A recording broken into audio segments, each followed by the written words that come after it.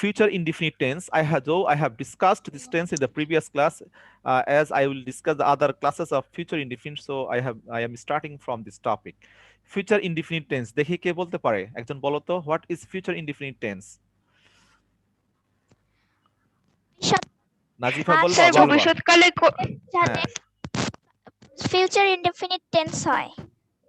নাজিফা নামে দুইজন। আচ্ছা, একজন জি স্যার 237 আরেকজন 202। আর যাই হোক, দুইজনই একসাথে শুরু করেছে। No problem, thank you both for your cordial attempt to answer my question. Thank you sir again. 202 এর নাম সাপা। নাকি নাজিফা দিয়ে শুরু করছো তো? নাজিফা আর নাজিফা একটু আনাচা। ওকে, নো প্রবলেম, অ্যারাবিক নেম তো। আহ, আমরা ডেফিনিশনটা আবার দেখি। আই হোপ ওদের মতো সবাই শিখবে, যাদের একটু উইকনেস আছে। আশা করি পড়লেই হয়ে যাবে।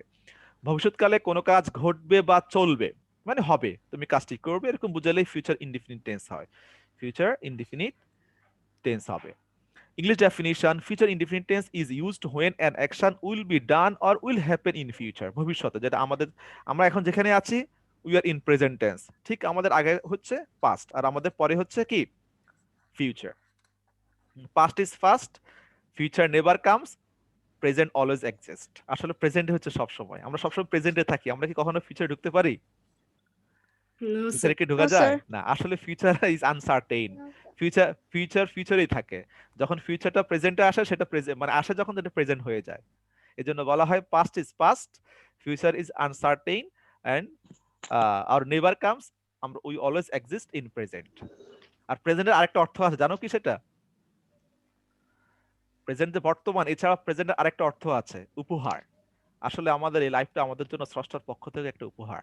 কারণ আমরা যে এখন সার্ভাইভ করছি, এটা যদি স্রষ্টা আমাদেরকে না দিত, তাহলে কি আমরা পারতাম না। আমরা সবসময় এই জন্য প্রেজেন্টে এক্সিস্ট করি, এবং প্রেজেন্ট আমাদের লাইফটা একটা আল্লাহর পক্ষ থেকে একটা উপহার। ওকে, স্ট্রাকচার: সাবজেক্ট এর পরে শেল বা উইল বসবে। সাবজেক্টের পরে কি বসবে?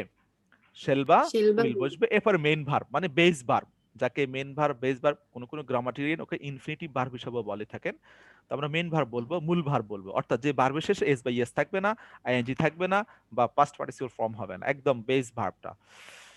যেমন I shall go to London tomorrow, আমি আগামীকাল লন্ডন যাব।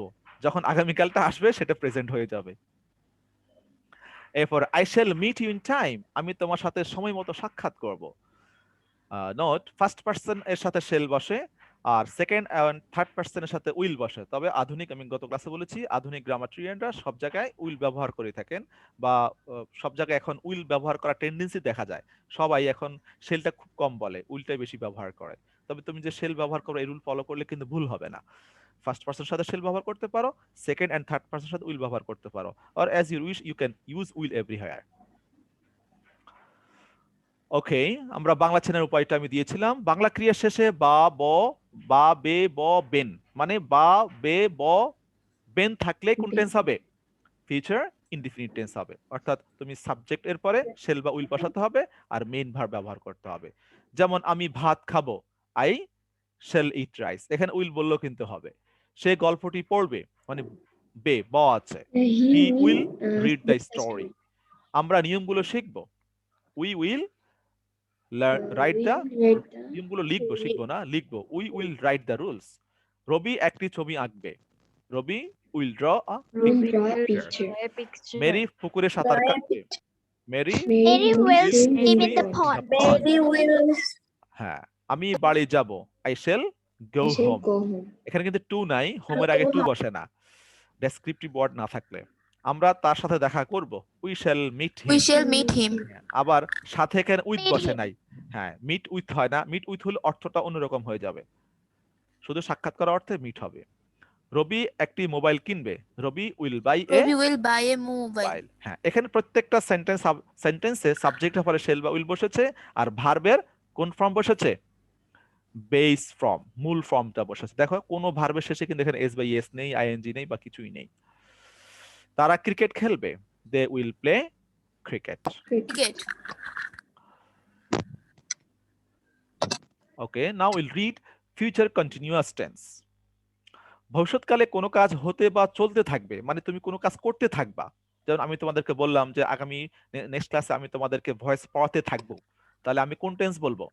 ফিউচার ইনডিফিনিট না future Future continuous? continuous tense. Continuous Future মানে যখন আমরা continuous. এভাবে Future কোনো কাজ continuous tense. ডিসাইড করব যে আগামীকাল বা যখনই হোক ওই কাজটা তুমি করতে থাকবা, তখনই ফিউচার কন্টিনিউয়াস টেন্স চলতে থাকবে। মানে বা, ব, বে, বেনের আগে এখন ত আসবে, তে আসবে, সত্যি এটা অ্যাড করতে হবে। Future continuous tense is used when an action is thought to be going on in the future. মানে যখন ভাবা হয়, দেখো আমার ওই বাংলা কথাটা ইংলিশে লেখা আছে এখানে, যে তুমি ভাবছো বা ডিসাইড করছো যে কাজটা তুমি করতে থাকবা, সেটাই হচ্ছে ফিউচার কন্টিনিউয়াস টেন্স। সাবজেক্ট এর পরে শেল বা উইল বসবে, শেল বা উইল বসবে। ফিউচার মানে শেল বা উইল বসবে, শেল বা উইল বসবেই। তারপরে যদি কন্টিনিউয়াস হয় তাহলে বি বসবে। কন্টিনিউয়াস টেন্সে কি বসবে? বি। যখন আমরা ফিউচার কন্টিনিউয়াস টেন্স কোনো কাজ করতে বা হতে থাকবে বুঝাবো, তখনই আমরা শেল বা উইলের পরে বি বসাবো। আর কন্টিনিউয়াস মানে ভার্বের সাথে আইএনজি, সেটা যে কন্টিনিউয়াস হোক না কেন, সেটা যে কন্টিনিউয়াস হোক না কেন, কন্টিনিউয়াস মানে ভার্বের সাথে কি হবে? আইএনজি হবে। এই জিনিসটা মাথায় ঢুকে নেবে, তাহলে ভুল হবে না। যে কন্টিনিউয়াস, সেটা পাস্ট কন্টিনিউয়াস হোক, প্রেজেন্ট কন্টিনিউয়াস হোক, ফিউচার কন্টিনিউয়াস হোক, আবার প্রেজেন্ট পারফেক্ট কন্টিনিউয়াস হোক, পাস্ট পারফেক্ট কন্টিনিউয়াস হোক, আইএনজি হবে। I shall be doing the work, আমি কাজটি করতে থাকবো। He will be playing football, say football খেলতে থাকবে। We will be watching the cricket match tomorrow, আমরা আগামীকাল ক্রিকেট ম্যাচটি দেখতে থাকবো। এখানে তোমার টুমরো থাকতে পারে, টুমরো তুমি উল্লেখ করতে পারো। বাংলা চেনার উপায়: তে থাকবো, তে থাকবে, তে থাকবা, তে থাকবেন। মানে বা, ব, বে, বেনের আগে এখন শুধু তে আসবে। তে চলমান, তে দ্বারা সবসময় কি বোঝায়? চলমান বুঝাবে। সেটা বর্তমানে হতে পারে, অতীতের হতে পারে, ভবিষ্যতের হতে পারে। আমি হাঁটতে থাকবো, তে কি হবে ইংলিশ বলো তো? I will be walk. হ্যাঁ, আই শ্যাল will বা be will be walk. Walking. কারণ হাঁটতে থাকবো, এখন ব আছে ঠিক আছে, কিন্তু বসার ত আছে, সো এখানে এখন কন্টিনিউয়াস হয়ে যাবে। সাবজেক্ট এর পরে বি, ভার্বের সাথে আইএনজি বসেছে। তোমরা লিখতে পারো যখন আমি কথাগুলো বোঝাচ্ছি, লেখা you have enough time to write down the definition and structures. You will be খাইতে থাকবে, eating. You will You B will be eating. Eating. You will be eating. Nuhash বইটি লিখতে You will থাকবে, be eating. Nuhash Nuhash Was will writing. be Writing a book. Writing Be the book. writing the book. Nuhash will be Nuhash. writing the book. হ্যাঁ, Nuhash will be writing the book, সে অঙ্কটি করতে থাকবে। He will He be will doing be the doing the sum. The sum. will be doing the sum. সাম। আচ্ছা, Sum.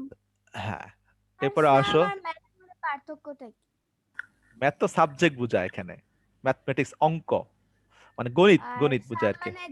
হ্যাঁ, অঙ্ক তোমার, হ্যাঁ, যে করতে দেওয়া হয় ওটা বোঝায়। একটা বই আর একটা হচ্ছে বইয়ের ভিতরের এই অঙ্ক, যেটাকে তোমরা বলো আর কি। ফিউচার পারফেক্ট টেন্স, ভবিষ্যৎকালে কোনো কাজ একটি নির্দিষ্ট সময়ের মধ্যে বা পূর্বে শেষ হয়ে থাকবে বোঝালে তাকে ফিউচার পারফেক্ট টেন্স বলে। ফিউচার পারফেক্ট টেন্স পড়াতে গিয়ে আমি একটা কথা বলি, আমরা অনেকেই ফিউচার পারফেক্ট টেন্সের ব্যবহার না জানার কারণে ফিউচার পারফেক্ট টেন্স দিয়ে যে কথাগুলো আমরা বলবো সেগুলো আমরা ফিউচার ইনডিফিনিট বা কন্টিনিউয়াস দিয়ে বলে ফেলি। আশা করি আজকের পর থেকে আমাদের এই ভুলটা হবে না। ভেরি ইম্পর্টেন্ট রুল, আমরা এটা পরীক্ষাও আসে টেন্সে, এবং এটা আমাদের বাস্তব জীবনে আমরা এই টেন্সটা জানলে অনেক কথা বলতে আমাদের সুবিধা হবে। খেয়াল করো সবাই, ডেফিনিশন ইজ ভেরি ইম্পর্টেন্ট। এটা আরেকটা ডেফিনিশন আছে, ভবিষ্যৎকালে কোনো কাজ একটি নির্দিষ্ট সময়ের মধ্যে, মানে তুমি একটা ডেডলাইন দেওয়া থাকবে, এই সময়ের মধ্যে তুমি এই কাজটা শেষ করবা। যেমন তোমাদেরকে আমি বললাম তোমরা ক্লাস শুরুর পূর্বে এসডব্লিউটা পাঠাবা, ঠিক আছে? তুমি ওকে বললাম তুমি কালকের মধ্যে কাজটি শেষ করে ফেলবা, তোমার আম্মু তোমাকে বললো যে 5টার মধ্যে তুমি এসডব্লিউটা কমপ্লিট করে ফেলবে। এই যে তোমাকে একটা সময় দেওয়া হচ্ছে, এই সময়ের মধ্যে তুমি কাজটা শেষ করবা। এই সময়ের মধ্যে এরকম একটা সময় দেওয়া থাকলে এই সময়ের মধ্যে তুমি কোনো কাজ কমপ্লিট করে থাকবে বুঝলেই ফিউচার পারফেক্ট টেন্স হবে। আশা করি বুঝতে পেরেছো। The future perfect tense is used to indicate the completion of an action by a certain time in the future. Very nice English definition. মানে indicate the completion of an action, মানে একটা কাজ complete হয়ে থাকবে কখন? By a certain time in the future, ভবিষ্যতের একটা নির্দিষ্ট সময়। The definition might be taken from Yes, Brain sir. and Martin. এরপর স্ট্রাকচার দেখো, সাবজেক্ট এর পরে একটা সাউন্ড আসছে কারো বাসা থেকে, একটু মিউট করো তো প্লিজ। সামিহা তাবাসসুমের বাসা থেকে মিউট, যাদের বাসা সাউন্ড হচ্ছে নিজেরাই মিউট করে নাও, হ্যাঁ, তাহলে অন্যদের জন্য খুবই সুন্দর হবে। সাবজেক্ট এর পরে শেল বা উইল বসবে। সাবজেক্টের পরে কি বসবে? শেল বা উইল। ফিউচার টেন্স মানে শেল বা উইল, তারপরে আবার এডিশন হবে আর কি। শেল বা উইল, আর পারফেক্ট হলে শেল বা উইলের পরে কি বসবে? হ্যাভ বসবে। তারপরে হ্যাভ হ্যাঁ। মানে ভার্বের পাস্ট পার্টিসিপল ফর্ম, এরপর এক্সটেনশন থাকলে বসবে, এরপর বাই বা বিফোর, এরপর একটা এক্সপ্রেশন টাইম থাকবে, টাইম এক্সপ্রেশন ওয়ার্ড থাকবে, মানে একটা সময়ের উল্লেখ থাকবে যে সময়ের মধ্যে তুমি কাজটা শেষ করবা। তাহলে সাবজেক্টের পরে কি বসবে? শেল বা উইল, এরপর হ্যাভ Shall বা বসবে, will এরপরে কি বসবে? হ্যাভ বসবে। আর হ্যাভের have পরে বসবে। ভার্বের কোন ফর্ম হবে? ফার্স্ট Past পার্টিসিপল ফর্ম হবে। Past এরপর এক্সটেনশন participle থাকলে বসবে, এরপর বাই বা বিফোর দিয়ে সময় উল্লেখ করতে হবে। যেমন I shall have met you by 10 PM, তুমি তা কাউকে বলছো, তোমার বন্ধুকে বলছো যে আমি 10টার মধ্যে, রাত 10টার মধ্যে তোমার সাথে সাক্ষাৎ করব। ঠিক আছে, একটা সময় দেওয়া আছে, এই সময়ের মধ্যে সে এই কাজটা করবে। এখন তুমি যদি এই ফিউচার পারফেক্ট টেন্সটা না জানো তাহলে তুমি কি বলবা? I will meet you by 10 PM। ওটা কিন্তু গ্রামাটিক্যালি একটা মিস্টেক হয়ে যায়, যেহেতু আমাদের একটা স্পেসিফিক ডেফিনিশন দেওয়া আছে যে আমরা এই সময়ের মধ্যে কাজটা করব, তাহলে আমরা ফিউচার পারফেক্ট টেন্সই ব্যবহার করব এখন থেকে, ফ্রম রাইট নাও। এরপর এটাকে আমরা আরেকভাবেও প্রকাশ করতে পারি, যেহেতু দুইটা কাজ থাকে, যদি অনেক সময় দুইটা কাজ থাকে পাস্ট পারফেক্ট টেন্সের মতো, তখন এই ডেফিনিশনটা হবে। ভবিষ্যৎকালে দুইটি কাজ শেষ হয়ে থাকবে বুঝালে তাদের মধ্যে যে কাজটি আগে শেষ হয়ে থাকবে সেটি ফিউচার পারফেক্ট টেন্স, এবং পরে কাজটি প্রেজেন্ট বা ফিউচার ইনডিফিনিট টেন্স। এভাবেও হতে পারে যে দুইটা অ্যাকশন, দুইটা কাজ সংগঠিত হয়ে থাকবে, তার মধ্যে আগে যে কাজটা হবে সেটা ফিউচার পারফেক্ট, আর পরে কাজটা হচ্ছে ফিউচার ইনডিফিনিট টেন্স হবে। এই ক্ষেত্রে বিফোর বসবে, যেহেতু পূর্বে বুঝাবে, দুইটা কাজ বুঝাবে, এজন্য কনজাংশন আসবে। বিফোরের পূর্বে ফিউচার পারফেক্ট টেন্স, আর বিফোরের পরে present indefinite present indefinite tense tense হবে, অথবা ফিউচার ইনডিফিনিট টেন্সও হতে পারে। I will have prepared the lessons before I go to bed, যে ঘুমানোর পূর্বে আমি আমার পড়া প্রস্তুত করে থাকবো। এখানে দুইটা কাজ, কয়টা কাজ? দুইটা। একটা হচ্ছে ঘুমোতে যাওয়া, আর একটা হচ্ছে পড়া শেষ করা। তো পড়া কোন কাজটা আগে হয়ে থাকবে? পড়া শেষ করা। ঘুমাতে না, পড়া শেষ করা। আগে ঘুম গেলে তো পড়া শেষ হবে না। যে I will have prepared the lessons, আমি আমার পড়া শেষ করব before I go to bed. তাহলে পরে যে কাজটা হবে সেটা হবে প্রেজেন্ট অথবা ফিউচার ইনডিফিনিট। আমি আগামীকালের মধ্যেই আপনাকে প্রতিবেদনটি দিব। এটা ইংলিশ কে পারবা? এটা কিন্তু এখানে কিন্তু আগামীকালের মধ্যেই, এখানে কিন্তু প্রথম স্ট্রাকচারটা হবে, এখানে আর বিপদ দরকার নেই। কে পারবা এটা? হাত তোলো। সবাই চেষ্টা করো, যে আগে বলতে পারবা বলো। Sir, I shall have given you the প্রতিবেদন মানে কি? Report, I shall have given the I report. will give you the report I will give tomorrow. হবে না, I will have given you. সময় দিলে সবাই পারতা, আমরা একটু ফাস্ট যাই। I will have given you the report by অথবা বিফোর টুমরো, আগামীকালের মধ্যেই আমি আপনাকে রিপোর্টটি। আধা হইছে, আধা নাই আমার। হ্যাঁ, হয়ে যাবে। স্কুলে যাওয়ার পূর্বে আমি পড়া প্রস্তুত করব, এটা দেখে সবাই খাতায় করো। এটা স্কুলে যাওয়ার পূর্বে আমি পড়া প্রস্তুত করব, এটা সবাই ইংলিশে লেখো খাতায়। স্ট্রাকচার কিন্তু দুইটা আছে, যেটা মধ্যে হবে সেটা ওর মধ্যে ওই স্ট্রাকচার অনুযায়ী করবা। কোনো কাজ বা একটি নির্দিষ্ট সময়ের মধ্যে তাকে ফিউচার পারফেক্ট টেন্স বলে ভাইয়া। Sir, I will have prepared I will have the prepared lesson my before going to Before go going to না। school. বিফোর যদি দুইটা Before কাজ go to হয় school. তাহলে পরে কাজটা প্রেজেন্ট অথবা ফিউচার ইনডিফিনিট টেন্স দিয়ে প্রকাশ করতে হবে, বিফোর গোয়িং বলা যাবে না, কারণ এখানে দুইটা কাজ। Before go to school. আমাদের এক নম্বর বাক্যে কিন্তু একটা কাজ ছিল, একটা সময় ছিল, এজন্য এখানে একটা ভার্ব শুধু ফিউচার পারফেক্ট টেন্সে হয়েছে। কিন্তু দুই নম্বর বাক্যে কিন্তু দুইটা কাজ আছে, একটা হচ্ছে স্কুলে যাওয়া আর একটা হচ্ছে পড়া প্রস্তুত করা। ঠিক আছে, তো কোন কাজটা আগে সে করবে? পড়া প্রস্তুত করা, তাহলে এটা হবে করা। Future perfect tense. তারপরে সে স্কুলে যাবে, পরেরটা হবে প্রেজেন্ট অথবা ফিউচার ইনডিফিনিট টেন্স। তাহলে ইংলিশটা কি হবে? I shall have I prepared shall my have I lessons. will lessons. have My prepared lesson my before I go lesson to before school. I go to school. School, হ্যাঁ, I shall or I will have prepared my lessons before I go to school. দেখেছো?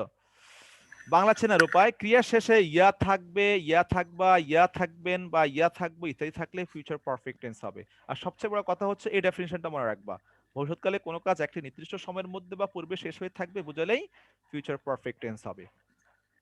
আর দুইটা কাজ বুঝালে প্রথম কাজটা future perfect tense, পরে কাজটা present বা future indefinite tense. এই দুইটা কথা মনে রাখলে আর কোনো সমস্যা থাকবে না। এবারে আসো আমরা future perfect continuous tense. Perfect continuous মানে কি? দীর্ঘ সময় ধরে চলমান কাজকে বোঝাবে। ভবিষ্যৎকালে কোনো কাজ একটি নির্দিষ্ট সময়ের মধ্যে বা পূর্বে চলতে থাকবে। আগেটা ছিল শেষ হয়ে যাবে, এবার কিন্তু শেষ হয়ে যাবে না, এবার কি হবে? চলতে থাকবে। একটি নির্দিষ্ট সময়ের মধ্যে বা পূর্বে সেটা চলতেই থাকবে, কন্টিনিউয়াস থাকবে। পারফেক্ট কন্টিনিউয়াস মানে চলমান, দীর্ঘ সময় ধরে পানি চলমান। বদলাবেন না। হ্যাঁ, চলমান। future perfect continuous tense tu আসে নাই। Continuous tense is used when the doer will have been doing the work by certain future time। ডুয়ার বলতে যিনি কাজটা করে থাকবেন, তিনি একটা নির্দিষ্ট সময়ের মধ্যে তিনি এই কাজটা করতে থাকবেন বোঝাবে। Yes, sir. সাবজেক্টের পরে শেল বা উইল বসবে। সাবজেক্টের পরে কি বসবে? শেল বা Shall বা will. উইল। Shall এরপরে have been, Shall বা এরপরে will. কি বসবে? have been। Have been. Shall বা Have উইল been. পরে কি বসবে? Have been. have been। Main এরপরে verb. verb, Have been. main verb plus ing। Main verb. Continuous মানে ing। কন্টিনিউয়াস মানে কি? ing।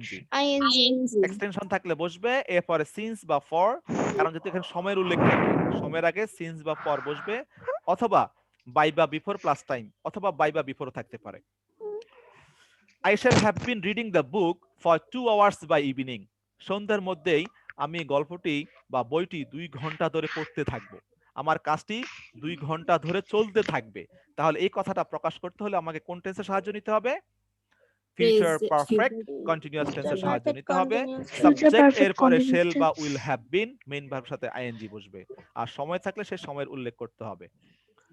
এটারও আরেকটা ডেফিনিশন হয়ে থাকে ফিউচার পারফেক্ট টেন্সের মতো, কারণ এখানে দুইটা অ্যাকশন থাকতে পারে, দুইটা কাজ থাকতে পারে। ভবিষ্যৎকালে দুইটি কাজের মধ্যে যে কাজটি চলতে থাকবে বুঝাবে, সেটি ফিউচার পারফেক্ট কন্টিনিউয়াস টেন্স হবে। আর পরে কাজটি কি হবে? প্রেজেন্ট অথবা Present indefinite tense. প্রেজেন্ট অথবা future indefinite tense. Future indefinite tense হতে পারে। আচ্ছা, আমরা এই ক্ষেত্রে স্ট্রাকচারটা দেখি। Future perfect continuous tense plus before বা হোয়েন, যেহেতু দুটো অ্যাকশন থাকবে এজন্য মধ্যখানে একটা কনজাংশন আসবে, সেটা বিফোর হতে পারে, হোয়েনও হতে পারে।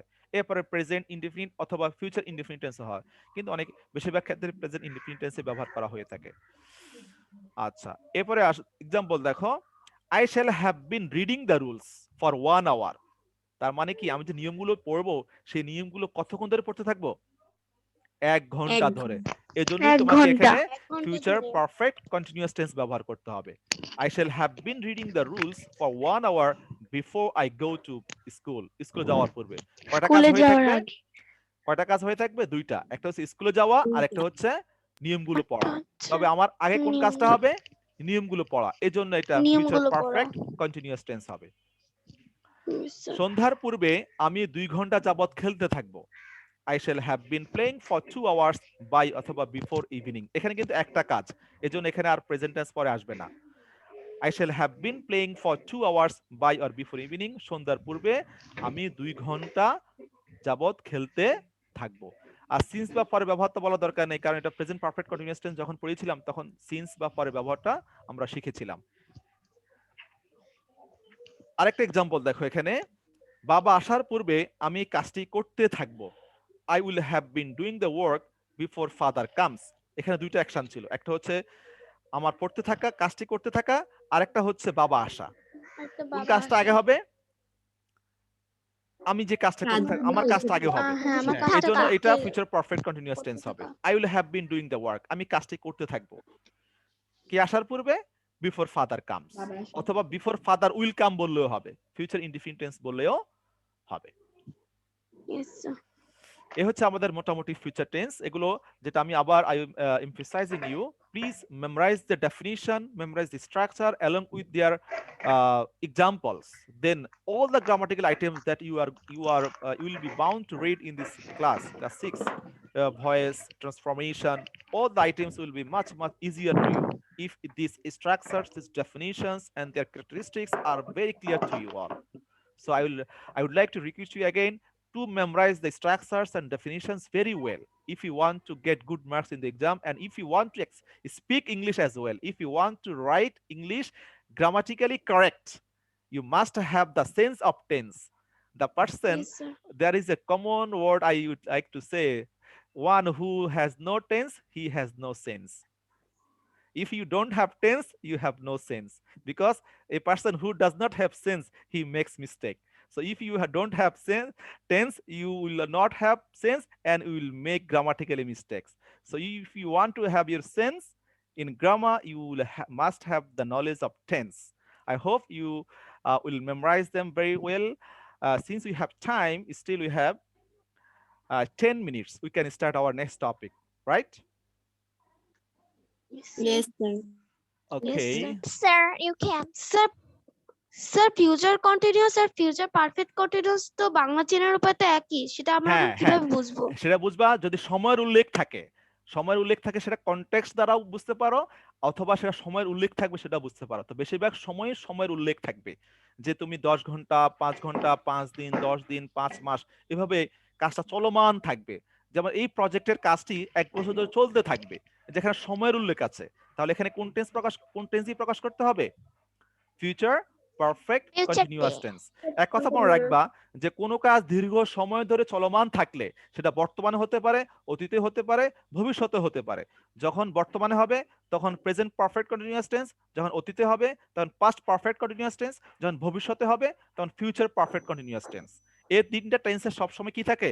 সময়ের উল্লেখ থাকে, কারণ কাজটা দীর্ঘ সময় ধরে চলমান বোঝাবে, হয়তো অতীতে, না হয় বর্তমানে, না হয় ভবিষ্যতে সময়ের উল্লেখ থাকবে, অথবা অনেক সময় সময়ের উল্লেখ না থাকলেও আমরা কনটেক্সট দেখে, মানে আমরা এনভায়রনমেন্টটা দেখে বুঝে নিতে পারি যে এটা ফিউচার পারফেক্ট অথবা প্রেজেন্ট পারফেক্ট অথবা পাস্ট পারফেক্ট কন্টিনিউয়াস টেন্স হবে।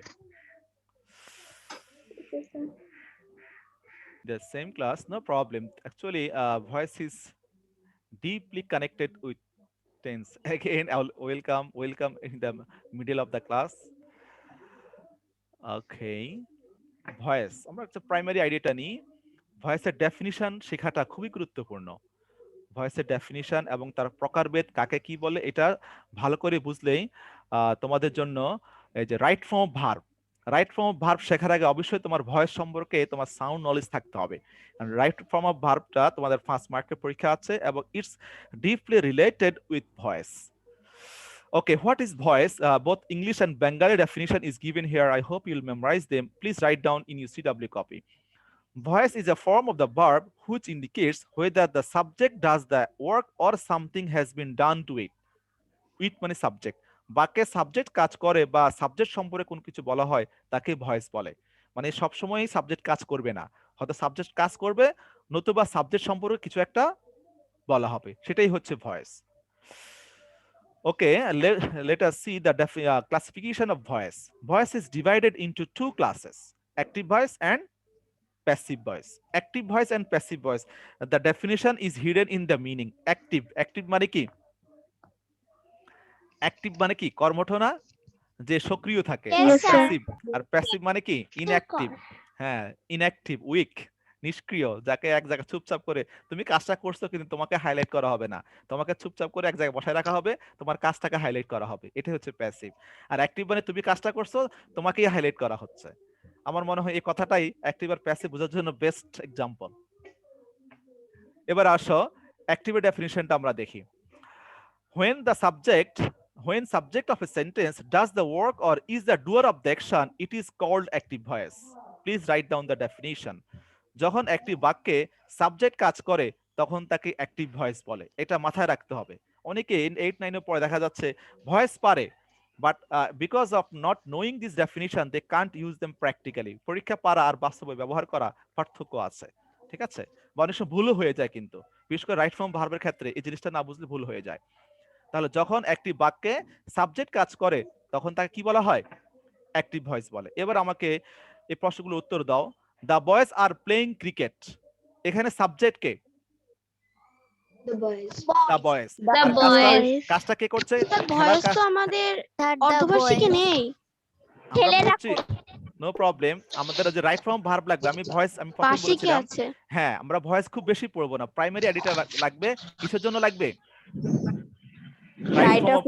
রাইট ইউজ অফ ভার্বস জন্য লাগবে। আমি ভয়েস কিন্তু ইলাবোরেটলি পড়াতে গেলে অনেক লাগবে, সেটা আমরা হাফ ইয়ারলির পরে পড়বো।